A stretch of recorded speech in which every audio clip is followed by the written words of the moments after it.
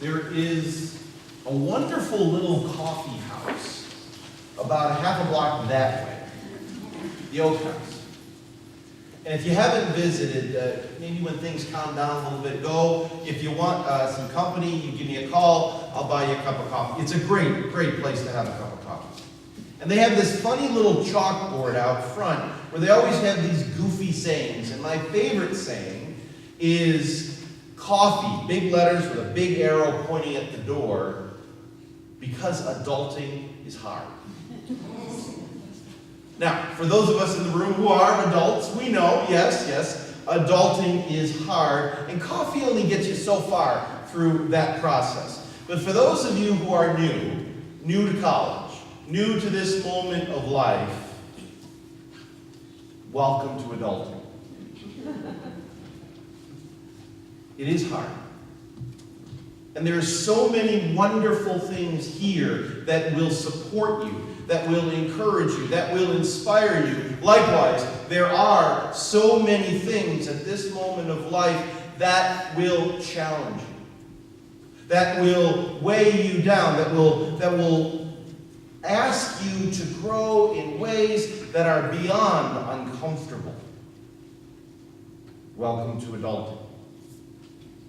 Responsibility and hard work is part of it, but also a new place to live, new communities, new relationships. This is the core experience of being adult. And it's a tremendous blessing because today, that's exactly what's going on in the first reading. You know the story, or maybe you've heard it a long time ago, about Moses leading the Israelite people out of slavery in Egypt. They go out to the desert. They go to the mountain of Sinai. God gives them the 10 Commandments. And then they spend the next 40 years wandering around the desert. And so that takes us to the story we heard today from the book of Joshua. Joshua is talking to the crowd. Moses had just died from old age. Joshua is telling everyone, we're about to go to the promised land. We're about to go to our new home, the next moment of our life, the place where God has been challenging us and calling us to. We've been uncomfortable for 40 years. Finally, we've arrived at the goal. But here's one thing. It won't be easy. A new home, new neighbors, a new community, a new way of living is going to challenge you in ways that you didn't know before. And Joshua says this, some of the most beautiful words in the Bible. He says boldly, to all the thousands of people, as for me and my house, my family, we are going to stay faithful to the Lord. No matter what comes in the future, no matter what this new home brings, no matter what challenges come our way, I will stay faithful. I think it's a beautiful blessing that we heard these words today, because here's the good news and a little bad news. This is going to be an incredible and positive experience for you. I love this university. I love everything about it, the people, the activities, the ideals, the goals. It's everything is beautiful, and everything on the inside of the people are just as wonderful. But here's the bad news. It's going to challenge your faith. The process of becoming an adult is going to challenge you from being a believer in God as you might have been as a child to a believer in God as an adult. This is not only going to challenge your mind, this is going to challenge your heart, your soul, and your faith. There are people here who are filled with wonderful ideas, and they're going to challenge your faith. They're going to ask you questions about it. There are people here who may not themselves believe, and may have actually believed the false idea that faith is the real root of the problem that's going on in our world. It's not true. And they're going to ask you about it. And so the response has to not be to regress to simple answers and easy solutions that it may have been so comfortable long ago. Now is the moment of a new adult faith. That's exactly what we see in the gospel.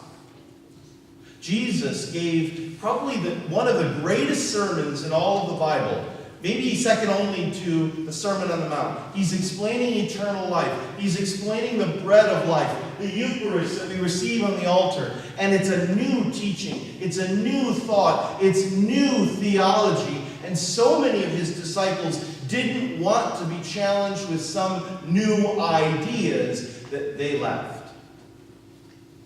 They abandoned it. They simply said, it's too hard. And so many left. Most of them left. And so Jesus turns to the 12 and he says to those apostles, what about you? Maybe he's asking us that question now too. What about you? As you begin this new moment, as you're going to be challenged with new ideas, new experiences, a new home, new neighbors, new questions, new community, new ways of living, how about you? Now, St. Peter, one of my favorite saints, he says, what are we going to do? Where are we going? We've seen the miracles. You have the words of eternal life. Peter knows that Jesus is who he says he is. But it's obvious, Peter doesn't get it. He doesn't understand. He doesn't have all the answers. He's pretty much clueless, just like the other 12. They don't understand. So if you don't understand at some point, that's okay. And this is one of the incredible things that I love about what I get to do every day. I get to support you as you struggle with that exact same moment. What am I going to do? Life's a mess. I'm a mess right now. If you're not there yet, I mean, you may be from the schedule, you'll get it. If you're not a mess yet, it's okay. Just give it some time. And we'll be there for you. That's why we're here. Jesus challenges us to go deeper in our faith, especially in the reading today. Joshua challenges the people as they enter a new home to stay faithful. I'm begging you, please know you're in our prayers. Please know we're here for you. And my faith for you, my prayer for you, is that you will join me in saying, as a bit of a motto for the year, as for me and my house, as for me and my faith, we're going to stay faithful to the Lord.